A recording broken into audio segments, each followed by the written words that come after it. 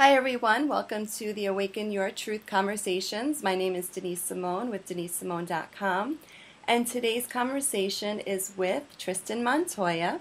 Tristan is a spiritual life coach and certified at the mastery level in EFT with Source Technique.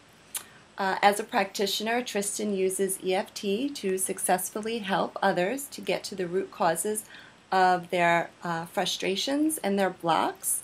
And in his coaching work and through his own personal transformation, Tristan realized that if we are to operate at the highest capacity, we must fully heal our emotional body, correct our limiting beliefs, and learn to practice self-love. Mm-hmm. And from this elevated state of consciousness, he firmly believes that anything is possible. I love that. Welcome, Tristan. Thank you. Glad to be here. So we're going to touch on all of those topics, the emotional body, limiting beliefs, and practicing self-love. I think those are all so crucial Yes. in our self-healing. And Absolutely. I think there's a lot of misconception around the idea of practicing self-love. So I really want to get to the bottom of that. Sure. So if you can just take me back to your roots. And tell me a little bit about your upbringing and what you experienced. Sure. What I want to share is that my childhood wasn't unusual in any sense. I had a very normal upbringing. I had two loving parents, and I think the only thing that was off for me was that I noticed that there wasn't a love relationship between my parents. And I think being an empath, being an intuitive, I started to sense that something wasn't right in our household, and it created a lot of tension between me and my brothers, and we became argumentative. We became physical quite often, and we were fighting constantly. And that led into high school. I became very frustrated in high school. I wanted to feel safe, and I didn't feel safe. I felt like there were definitely people in my experience that were attacking me, and that wasn't imagined, that was very real. What I did to draw this attention to myself could have been a number of circumstances, it could have been a number of reasons, but the fact remains is that when I was growing up in about junior high school age, there were several kids that were, it wasn't a bullying thing. It was more like a popularity thing. Like my brother and I stood out a little bit, and all of a sudden we got picked on by the older kids that didn't want to be shown up. And so what happened was we started to get too much negative attention, and it started to really erode my sense of self-worth and self-esteem. I had a very fragile sense of self at the time anyway, and by the time you're in junior high school, you're just trying to fit in. I didn't want to stand out, but for some reason, being a twin or being one of the cool kids, I don't know what it was, but for whatever reason, we attracted this negative attention, and it kind of set the tone for my high school years. I dodged a lot of attacks. I was constantly getting into skirmishes, and one thing led to another. And, it was a threat to my physical safety. That started to take a toll on me. I became very resentful. And I became very angry. So by the time I was a senior in high school, I had turned into the bully. I had turned into the oppressor, and it became a very negative situation. Yeah. And tell me what that led to, how you coped with those emotions, rather than facing the anger. Yeah. And learning to deal with it effectively. Yeah. How did you cope? What were your coping mechanisms? Well, since I didn't have any real coping mechanisms other than, all I knew, let's put it this way, what I observed in adults, I was being an empath as a kid. I knew I was an empath. I just didn't have the words for it. I knew I had intuition. I just didn't know what intuition was. I just knew what I felt. And that's frustrating. It is. It is. I didn't have the words, and so I felt different. And I looked at adults, and what I observed adults doing was suppressing how they really felt and hiding behind something, whether it was a drink or a newspaper or staying busy or not talking about an issue. I noticed that adults skirted issues, and so I thought, well, if I've got these issues, do I bring it to an adult that doesn't really know how to cope with their own stuff? And to me, in my mind, that made me felt very isolated. I felt very, not abandoned, I just felt very alone with my problems. And so I turned to my friends. In these times, I had a close group of friends, and basically what bonded us was adventure, risk, and getting in trouble and doing things like dropping acid. When we were doing things that were far removed from what was accepted and what was viewed as normal. We were doing we were taking psychedelic substances. We were going on these camping trips and taking with us all kinds of drugs and mind altering substances. That was what we did for recreation. That was our way of kind of moving through this abnormal world we were living in. I wasn't adjusting too well to the world that we were living in, and this was my escape. My friends were my escape. They helped me realize that maybe we didn't have to conform. Maybe there was a different way. And so I never worked through my anger because I didn't know how. I just knew how to use substances to really help me shift into something else. I'm not going to tell you that I found self-love at an early age and everything was okay, and then my 20s were magical and blissful, because they weren't. It just got worse and worse and worse. I set a tone early on to use substances. That was my decision. I'm going to use substances, and this is my way of escape. And all of a sudden it became a problem later on. Yeah. Because the substances I used got heavier and heavier and darker. It's not like it led me on an illuminated journey. It just led me into a dark hole. And that's where I ended up. That's where I found myself. Yes. And what I love about this is that in your case it was substances, but with all of us it's something. It's not always drugs and alcohol, but it's something that we're using outside of us to cope with what's occurring inside of us. Yes. And I love how you say that drugs and alcohol created the perfect storm for you. And for those listening, it may not be drugs and alcohol, but it's something that you are aware that is happening, that you're using or doing. It's a behavior to avoid the truth of what's going on internally. So talk to us about that perfect storm. I love that phrase, because that is really, I always say there's no good or bad, right or wrong. There's just experiences that take us, that life is trying to take us to that perfect storm where we surrender. Absolutely. And so tell us how that was your perfect storm and how it unfolded for you. Yeah. Well, to anybody listening, I would recommend reading The Prophet by Kahlil Gibran. And there's a line in that book that says, "Trust the inner physician."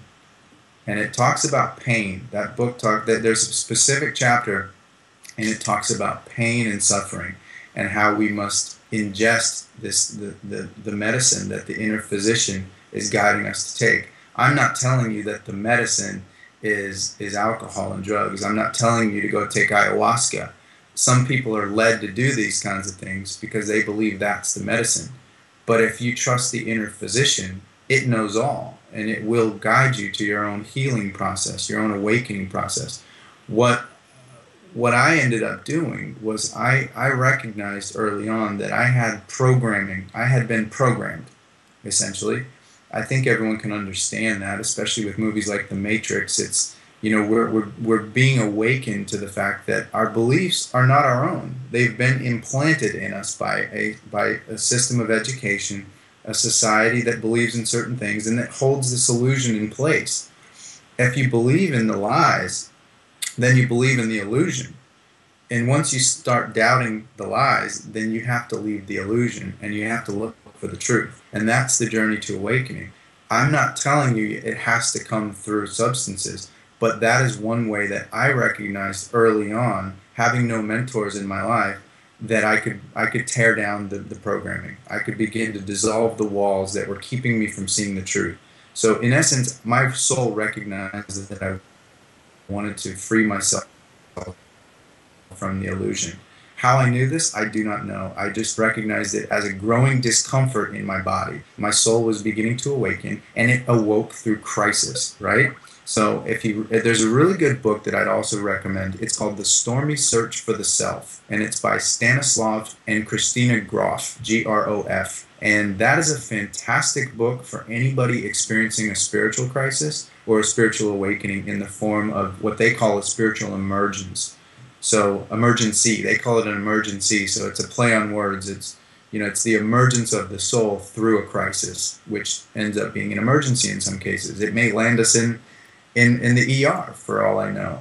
If people experiment too heavily with the substances, if they go too far down that path, it could end up in an emergency. And what I'm here to say is that it doesn't have to. One of the things I was contemplating before this interview was one of your questions that asked kind of, what tools did I use? What things helped me awaken? Well, spiritual practice helped me awaken.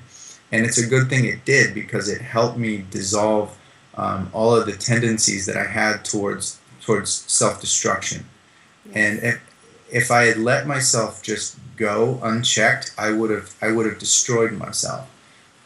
Spiritual practice, yeah. I want to just interrupt you because I want to ask you, I like that you say unchecked. So how did you start to check in? What are some of the tools? If you can, first I just want to ask you, what were some of the limiting beliefs that were checking you out? And then how did you check back in? So it's a two-part question. But what were some of the core, because people that might be listening may not even be aware of what their limiting beliefs are. They're in just so much pain, but not aware of the thought process that's causing that pain. Yeah. So if you could just speak a little bit on some of those beliefs that you were buying into, those lies that you mentioned. Yeah. Can you just state some of them? Because I think they're universal. They are. And it depends, I suppose it depends on where you are on your path and what you're... It does. Yeah, I like to say it like this. If you read my blog, there's under the About Me section, there's two parts. There's a professional bio that you can read and just kind of get an overview of what I've done and the certifications I have and how I'm using that in the world. That's a very acceptable, socially acceptable bio. My personal story tells the truth of what I came through. And it tells the story of my dad. And I use my dad in that story because recently I've been referring to that to my dad as he was the rock that I crashed up against, right? So imagine water just, waves just crashing up against a rock, and it just hits that rock over and over and over. What I realized was that my dad was that friction. He challenged me to. He had a very traditional worldview, and I didn't want to accept that worldview. My dad there's nothing wrong with my dad's path. I want you to understand that he did what he was supposed to do in the world. He got himself educated. He went out and got a good job. He held that job for his entire life. He retired with a pension and benefits. He served his country working for the government. He did everything he was supposed to do. And he educated, he sent me to college, and he paid for it, and he made sure that I was in the same position to have a fulfilling life, so to speak, according to society. And he just wanted me to be safe and secure, and that was his wish for me. My wish was the complete opposite. And so I crashed up against this rock of traditionalism, of conservatism, and I didn't want that. I didn't want a normal life. I wanted to explore what the world had if I awakened to my truth, if I awakened to what was inside of me, that desire that wanted to find expression. So some of the limiting beliefs that I was programmed with was, it's never going to happen for you. Why do you think you're special? Who do you think you are? And I just heard that over every time I tried to do something ambitious and set out on my own. Who do you think you are? Why do you think you're different? And after a while, I started to think, well, maybe I'm not so special. Maybe I don't have anything to give the world. Maybe I should just do what everyone else is doing. I'll just take a job. It'll be some everyday 9 to 5 kind of thing. And maybe I'll just put my head down and do the work and wake up when I'm 60 and have a retirement and that'll be my life. And I tried that, and it just didn't work. I tried I got my degree, and I went and tried a couple jobs that, were the 9 to 5, commute back and forth and try to be a model employee, and it didn't work. It wasn't me, and my soul was crying out. So I had to create new beliefs, and I had to create new possibilities. Okay, and I think what did it for me was I had graduated college. I was living in Arizona. I went to Arizona State, and I took a job for a big university in the educational department. It was basically educational sales, which it was. I won't mention the institution, but it was a large online institution. And I just became incredibly disgruntled with the work and with my manager and with what I had to do every day. And I was looking for a way out, and someone provided me with a self-development workshop called Landmark Forum. And I ended up doing the Landmark Forum, and it just kind of blew me wide open. It opened up my mind, and it kind of sent me down a new path of exploration. But it wasn't without challenges. It definitely opened me up in a way that I had lots of integrating to do, and I didn't exactly have the tools to do it. So that's when my spiritual crisis started, because a spiritual awakening was happening to me, and I didn't have any context for it. And so I started to spiral out of control and ended up leaving the country, and we'll get to that in a little bit. But that's when I hit my bottom. I went abroad. I got back into all my old vices, went even worse into drugs and sex and hedonism, and just it was that was the end of me. That was when I hit bottom, and I had to turn around and come home and face myself. So I love that, because you were blown open and then you hit rock bottom. So the contrast of that is pretty intense. So tell us how that happens. Why do you think it took you to be blown open to really hit rock bottom? Because this journey that we're embarking on. I'm going to talk a little bit about the hero's journey, and the hero's journey is something that we all must go on if we want to live the greatest expression of our lives.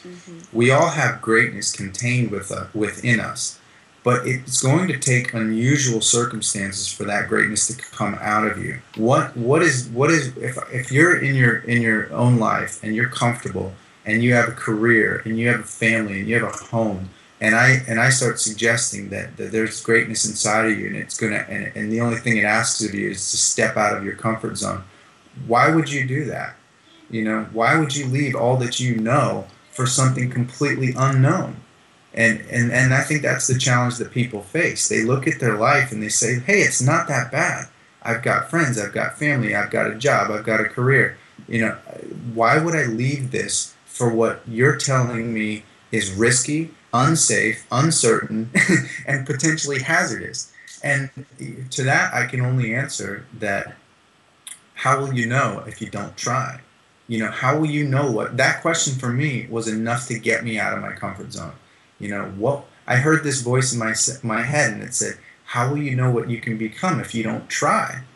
It started to really eat me up, because if I wasn't moving toward the best version of myself, then I was declining into the worst version of myself. And I had already experienced that. I had already experienced complete self-destruction, complete self-loathing. I mean, I was in a state I felt like I was in a state of disrepair.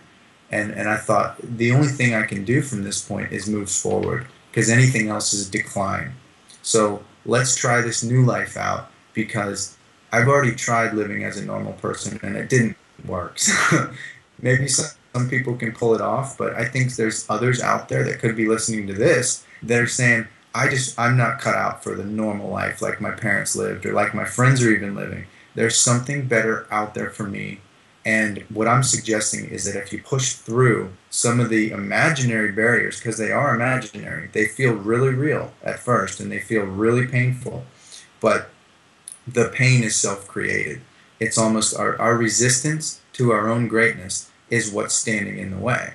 And Yes. the more we allow it to be, the more we fear these imaginary monsters, the bigger and scarier they become. But when we enter, Yeah. tell me. Great. Okay. So I want to ask you, that's awesome. I want to ask you, when you're in that state where you see those barriers as real, so real, and you feel them in your body. It's almost like you're paralyzed, right? Yes. With tremendous fear. What is the number one tool that helped you begin to see those barriers as an illusion, or to experience them as Absolutely, absolutely. And experience is the right word because, knowledge has two parts. One part is understanding, the other part is experience. I can tell you that I had an amazing experience using EFT, which I eventually became trained in. When I started out with EFT, it was a simple technique that I learned.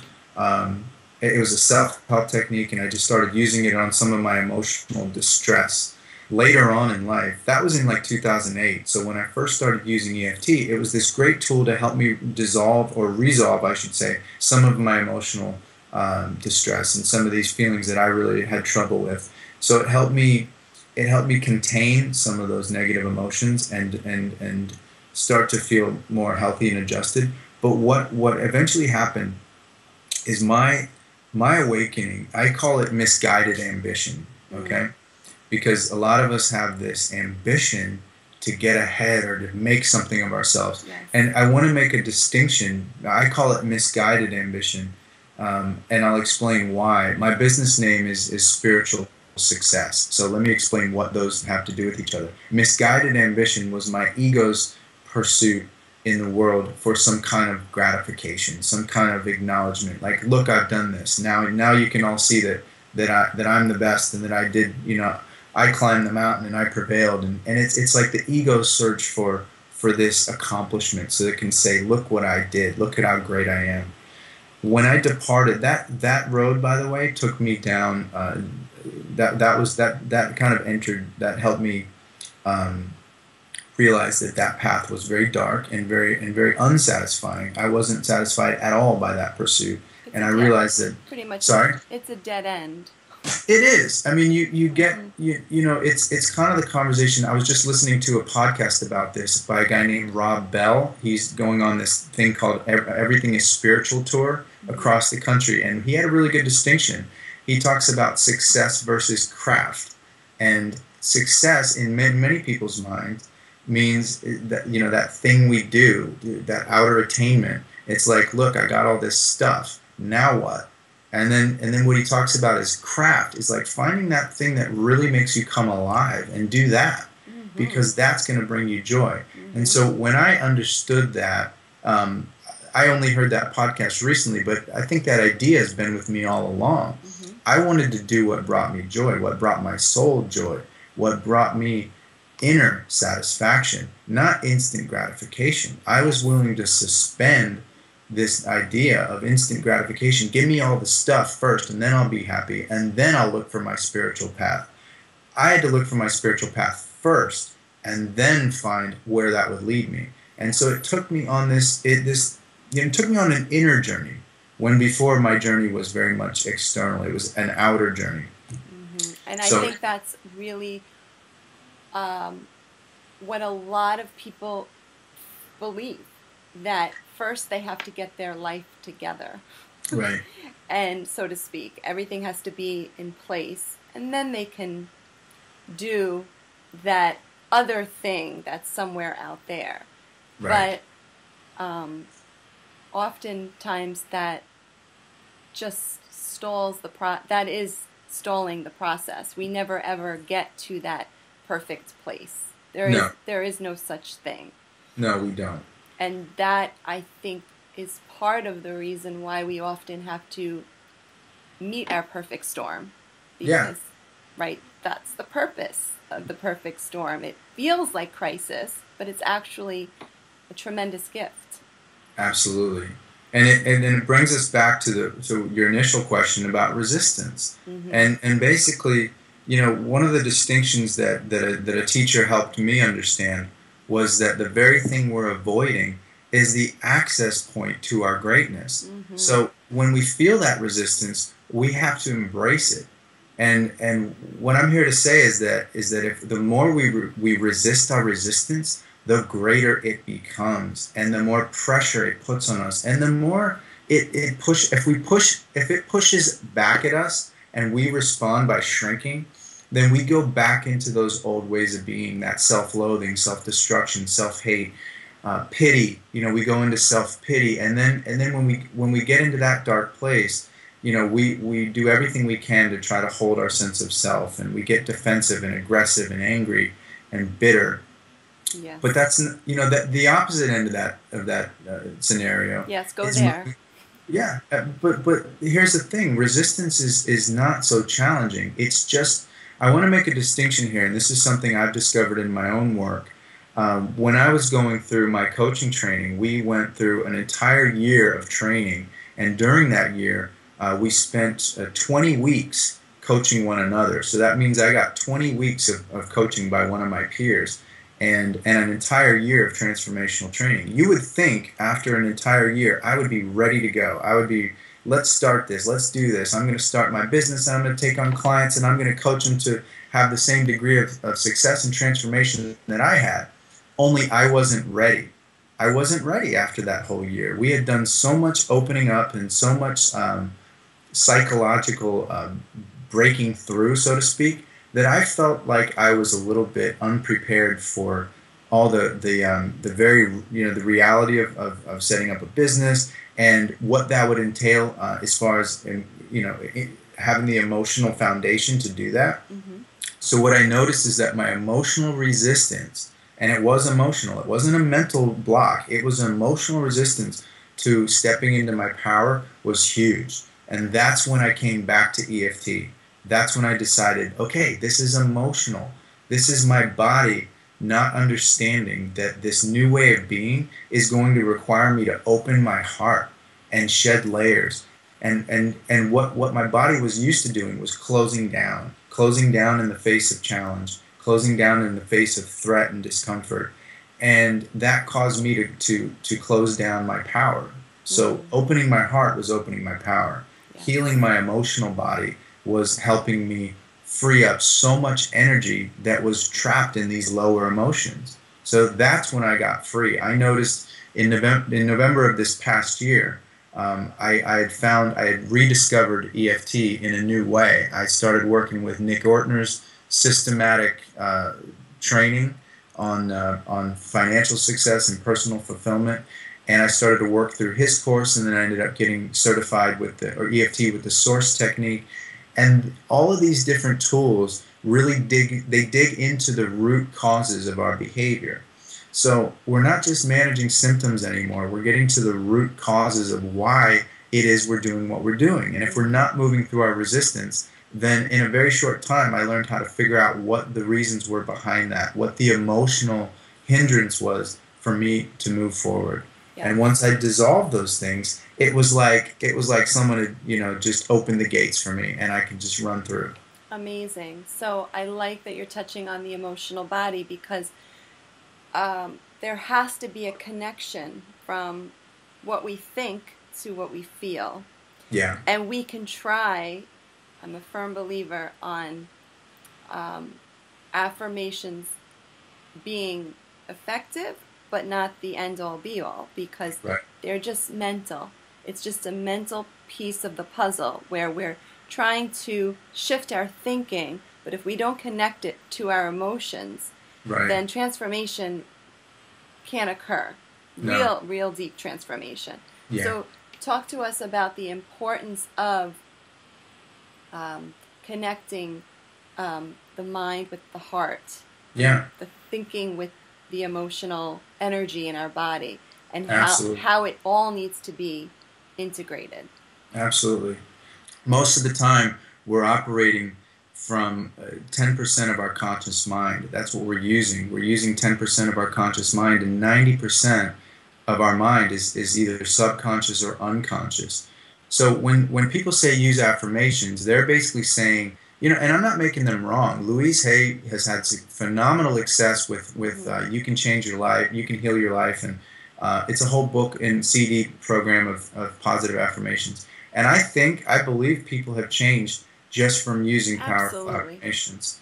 But here's what happens. I was one of those people. I ended up in Debbie Ford's school of transformational training because I like to say that people that end up in the Ford Institute got there because of serious inner conflict. So a few affirmations weren't enough for people like myself and some of my coaches, my colleagues.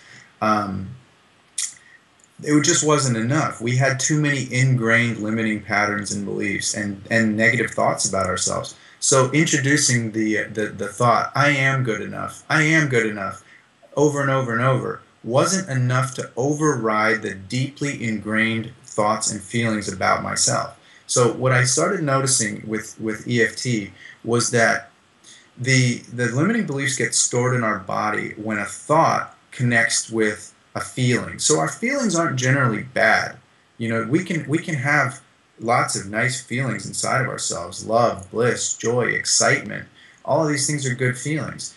But what happens when a feeling starts to float up into our awareness and it connects with a thought, and that thought might be negative, then all of a sudden we make associations. Our brain is very clever at making associations. So it associates a feeling with a negative thought, and then that feeling becomes a negative emotion, and then all of a sudden we start to that gets stored in our body memory somewhere, and so we have all these things that have kind of get stuck to us, right? Mm-hmm.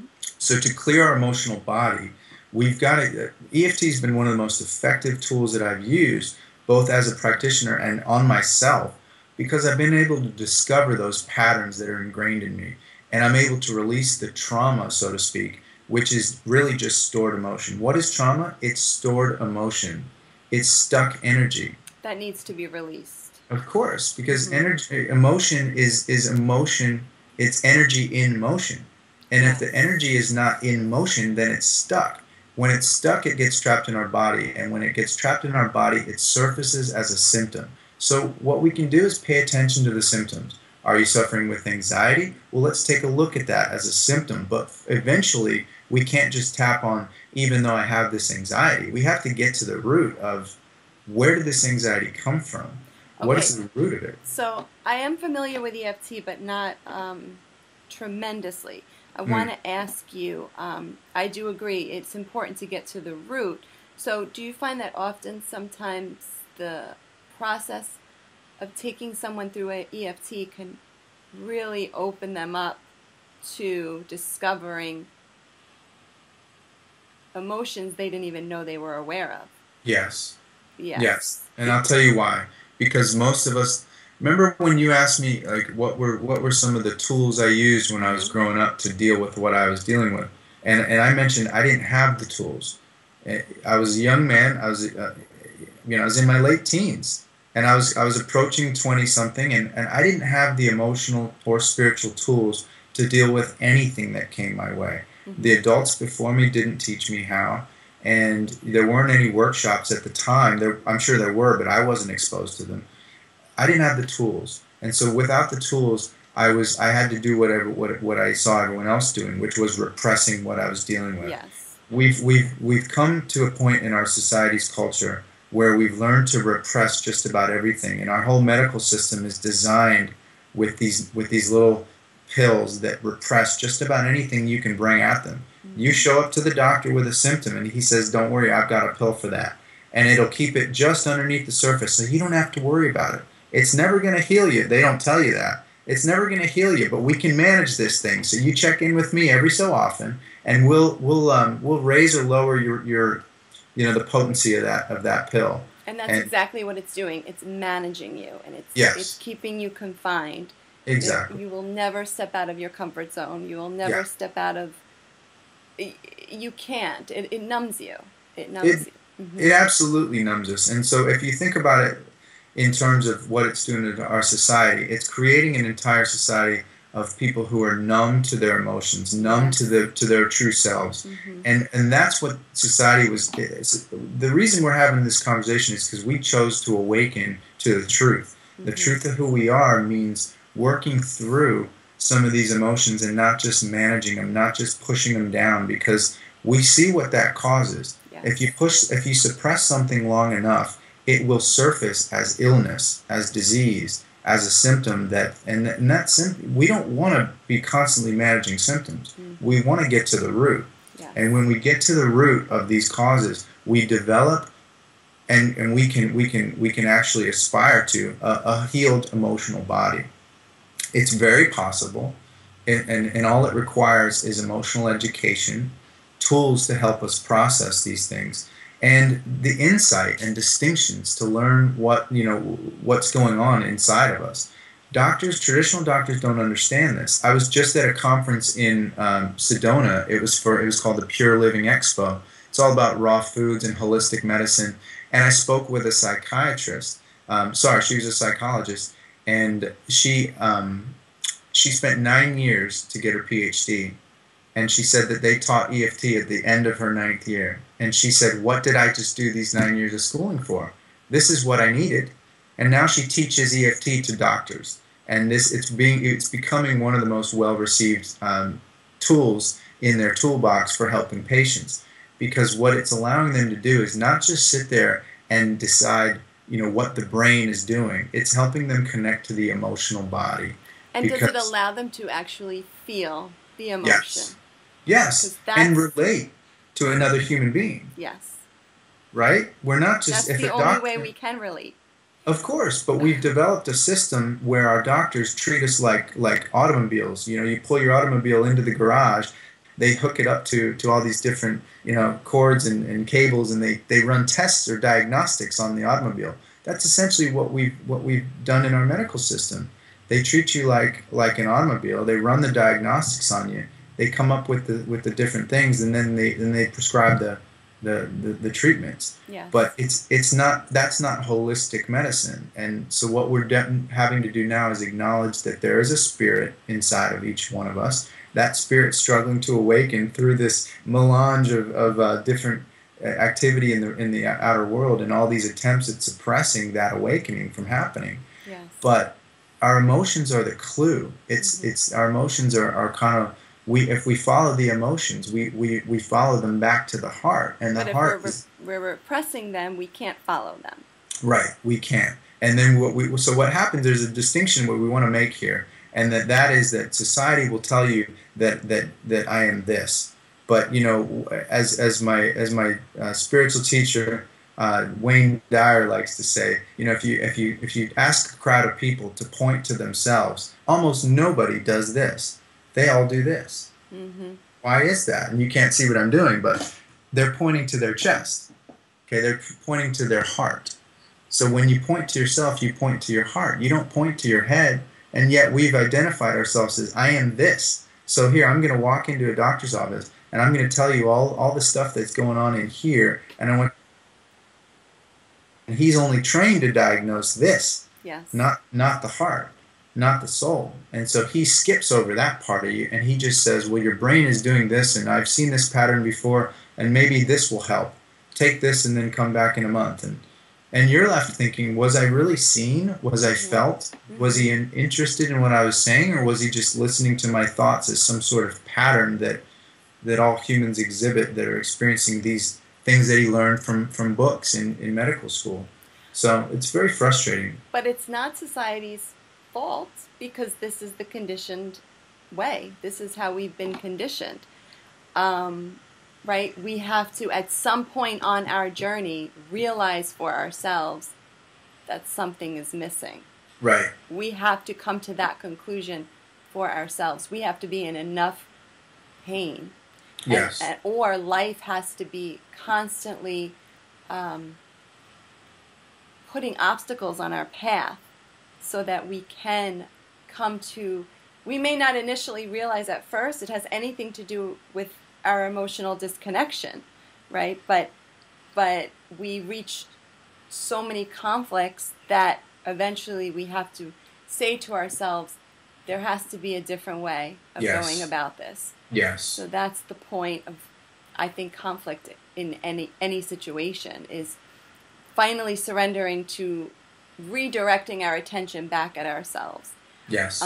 Or else we'll constantly be running, because I don't feel, I think you're spot on when it comes to emotion. That's the missing piece of all of this.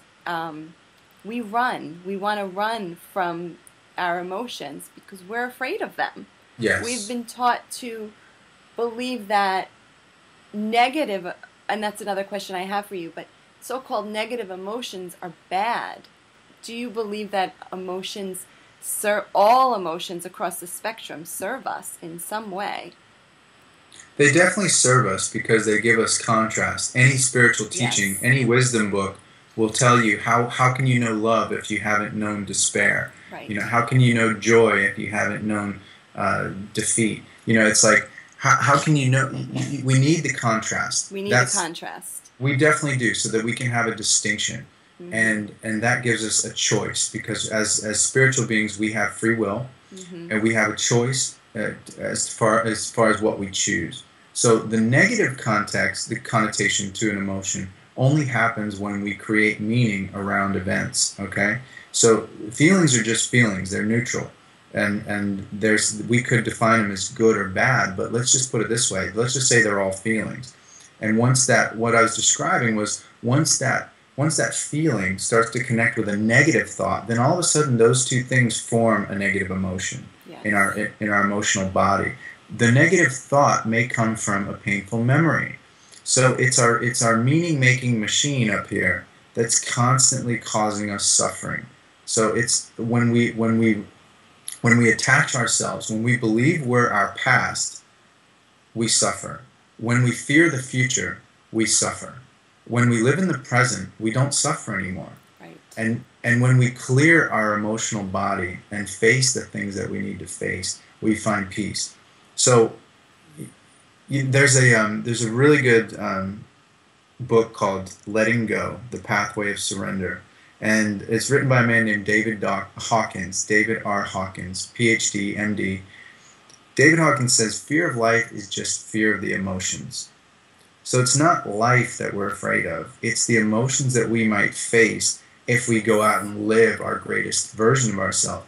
So that begs the question, what am I afraid of facing? If I'm going out and wanting to live my greatest life, then immediately I'm met with this fear. But it's not life that I fear, it's the emotion that I might fear if I challenge myself to live my best life. Yes. And that emotion, it can be dealt with in a healthy way. You know, it's just inviting you to open up to a more open-hearted way of being. Right? So again, we're looking at the heart again. We're looking, is the heart opening or is it closing? Is it closing in the face of fear, or is it opening to new challenges? And the more the heart opens and opens and opens, the more we can receive, the more we can integrate into our being. Because there's this great phrase, and I love it. It's God wants to give to you more than you want to receive it. And if you understand that it's all energy, and that if it were up to God, He would just plop it all in your lap right now, and you would be able to enjoy all the gifts that He bestows upon you. But the thing is that we're humans, and we resist just about everything that's given to us because energetically we may not be prepared for it. And that translates into an emotional conversation, because if I don't have the emotional foundation for the gifts that you're trying to bestow upon me, I can't receive them. So I have to have the emotional foundation and the self-esteem. Let's talk in real terms. I have to have the self-esteem to be even willing to receive that, to know that I deserve it. Yes. If I tell you you're a child of God and that there's a divine inheritance waiting for you, how do you receive that? Are you ready for that news? Are you ready to accept the divine inheritance that's yours? not everyone is ready for that news. So this is the awakening process. It's awakening to the truth. And the whole crisis part of it happens because we resist the truth because we feel we're not worthy. And I'll just say this last thing. Every client I've worked with, every single one has one core belief in common.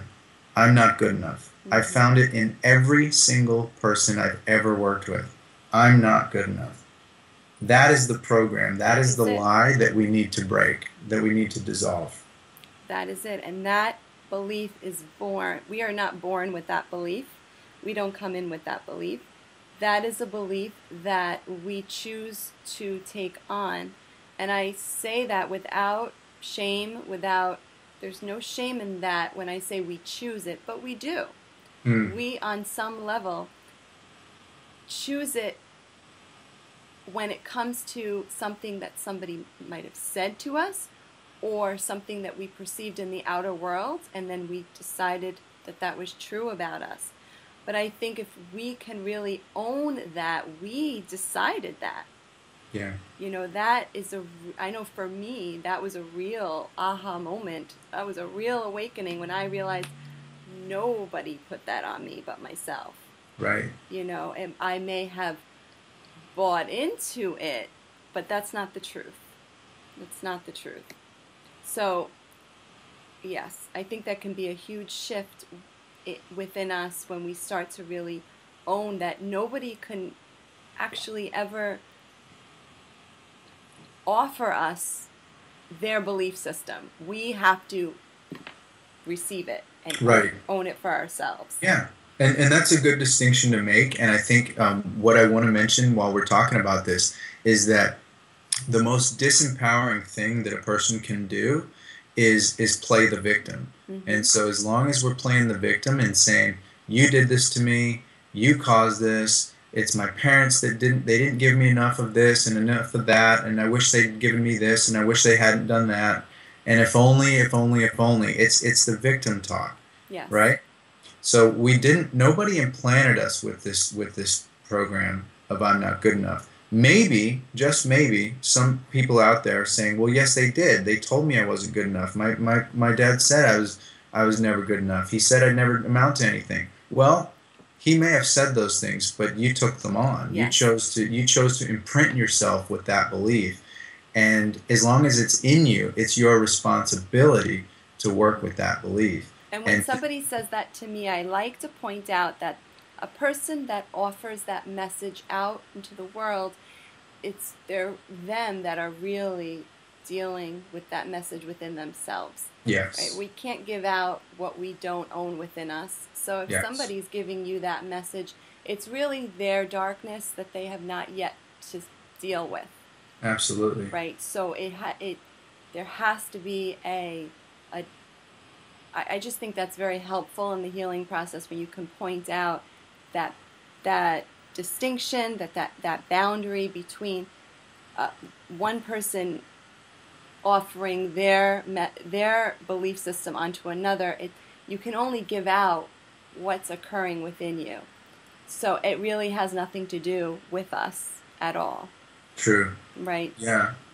It's never personal, and so many of us make it personal. We live in a very self-centered world, each one of us, because we come from the perspective of ego mind, which says I am separate and I am different and I am disconnected from the rest of you and I'm living my own experience. Because we come from that perspective, it creates our version of the world that everyone's out to get us and all these things are happening to us. And if someone says something to me, then they must mean it as a direct insult, and their whole day must have been conspiring the entire day to bring me down. It was all about, me, and when we can shift this way of thinking to they're just acting from their own pain, yes, then we shift into compassion.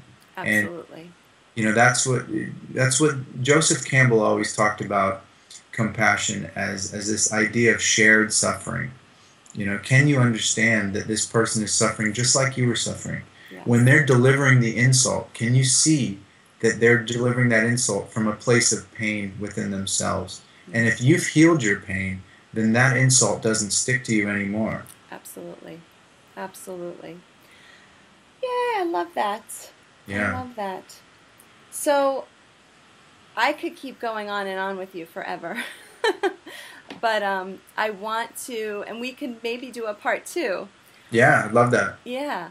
But I want to, my last question for you is for you to share with us what you're doing in the world today and how all of what you shared with us contributed to what you're doing in the world today, and Yeah. how it has all been just a real true gift, and how you see the perfection in all of it today, Yes. and how it's brought you to this point in time in the now, which is the only place we have power. Yeah, wow, that's a loaded question, and it's a great question, and Yeah. I can, it's, that it's that's the material for an entire book. Each one of us we've lived these lives that can really be written about, and it's like our own personal hero's journey. And in my hero's journey, I look back, I always recall the quote that Steve Jobs mentioned before his death. He said, you can't connect the dots looking forward. You can only connect them looking backwards. And when I look backwards on my life and I connect the dots, all the things that I did, all the experiences I had, all the people I met, all the things I learned, even in the moment when I thought they were useless, I said, oh, that's why I did that thing. That's why I ended up in that job. That's why I had that relationship. It's because of all these experiences that created the perfect circumstances so that the lump of coal that I was could turn into the diamond, right? All the elements applied correctly created just enough pressure to create that diamond. Yes. And so the person I am today, I owe entirely to the path I've walked. And that was a beautiful path, and I wouldn't change any part of it. Yes, there were parts that looked dark, and yes, there were parts where I actually harmed people. I did things that hurt people. And I hurt myself, and I hurt my financial status. There's a lot of things I did that seemingly look irrational, unreasonable, and damaging, and they were. But the point is that I recovered from all of it, and I'm a better person now because of it. I have a more open heart now because of it. I found my chosen vocation in the world because of it, not in spite of it, because of it. Mm. It wasn't those weren't challenges put in my path to try to knock me down. They were just put in my path to show me, how bad do you want this? Mm-hmm. How much is it worth to you to live a life of truth and to find your meaning? And for me, it meant everything. I was willing to risk everything in order to become who I am. Yes. So what that means for me today is that I've stepped into my power. And I found my gift as a healer, as a practitioner, I'm not a licensed counselor, but I feel like what I do is I do spiritual counseling. Mm-hmm. That's what I do for people. I help them resolve their emotional distress and find the gift in all of it, so they can find their own spirituality and align with their own spiritual life path.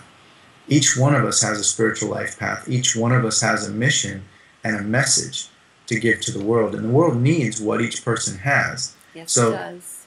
Absolutely. So the question is what is stopping each and every person from finding that gift and expressing their potentiality? Because it's in every one of us. There's no extra people in the world that are just here for our amusement. Everyone's here to live their mission and to find their purpose. And that's going to vary. All of our missions are different, but we need everyone to come alive. We need everyone to awaken. So that's my mission now, is to help others awaken. And I'm using the tools that I've learned through my path of healing and exploration to turn back and help others. Just after this call, I'm going to be heading up to the Hollywood Hills to work at a treatment center. I'm working with addicts right now. Beautiful. And I'm delivering some of the tools and skills that I've learned to help them see that they're not broken, they don't have a disease, that they can heal the minute we heal the mind. The minute the Course in Miracles, the teaching that the way I use EFT with Source Technique, it draws on spiritual principles and A Course in Miracles.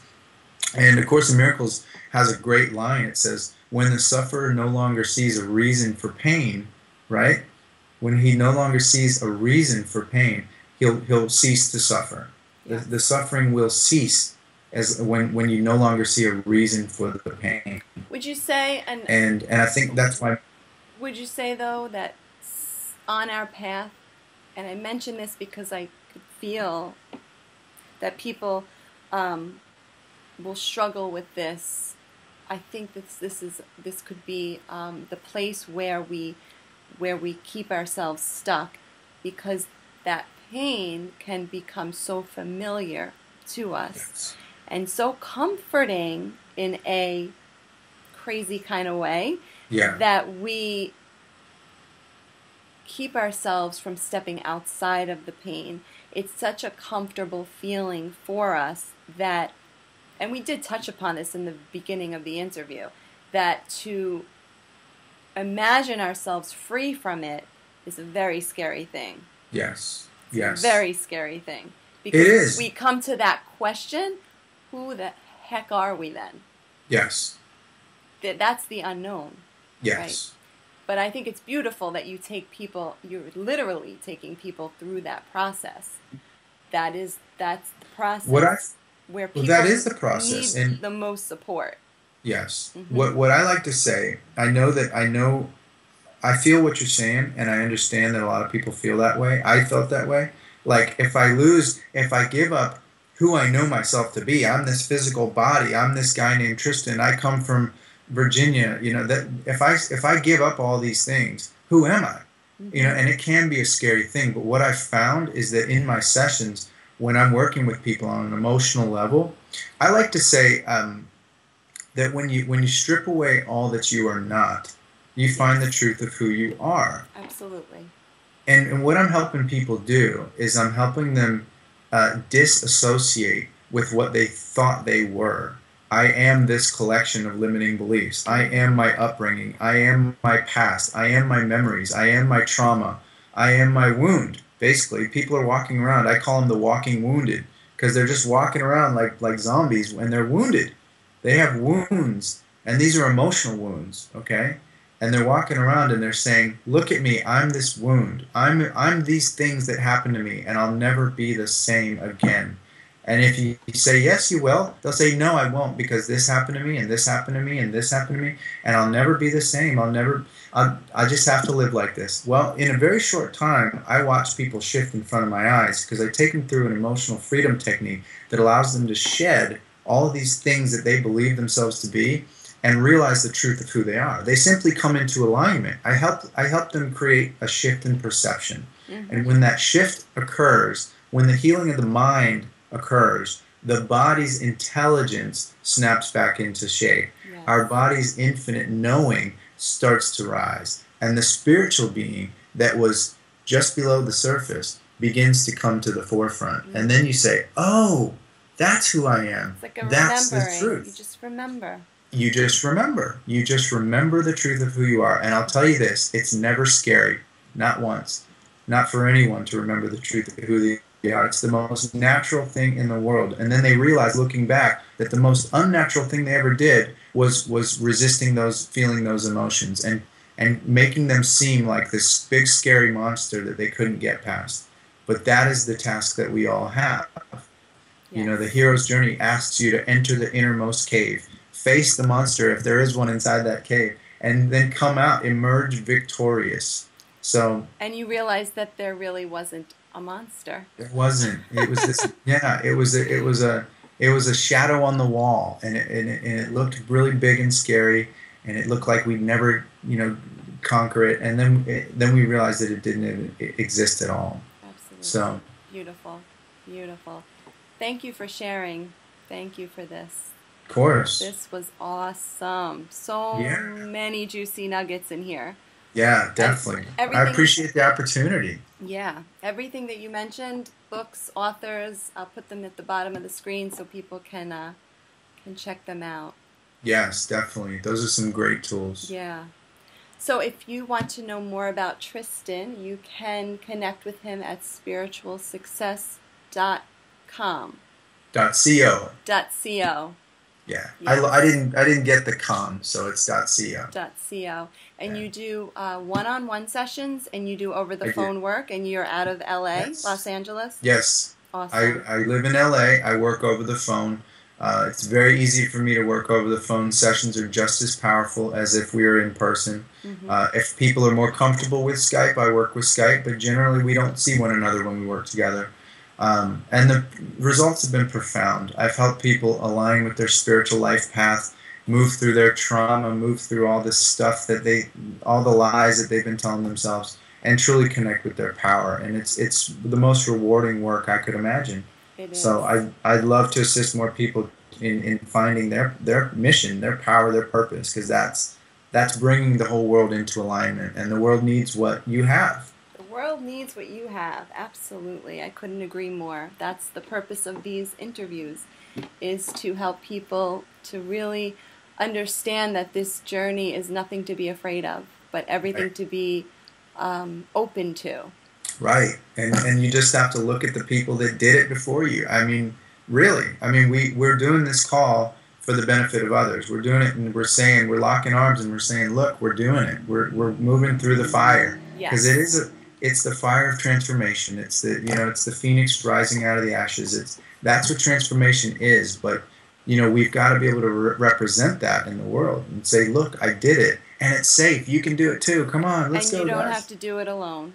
Right, exactly, and that's the power of community, and the spiritual community is becoming an ever greater presence all the time. So the more we lock arms and have these conversations, the more people know that what's available. Absolutely. Thank you so much. It was such a joy to talk to you. Absolutely, thanks for doing this. And we'll have to do a part 2 really soon. I see Yeah. one. I feel one coming on. Yeah, I'd love it. I'd love it. I'll look forward to it. Okay. Have a beautiful day. Okay, you too. Take care. All right, bye-bye.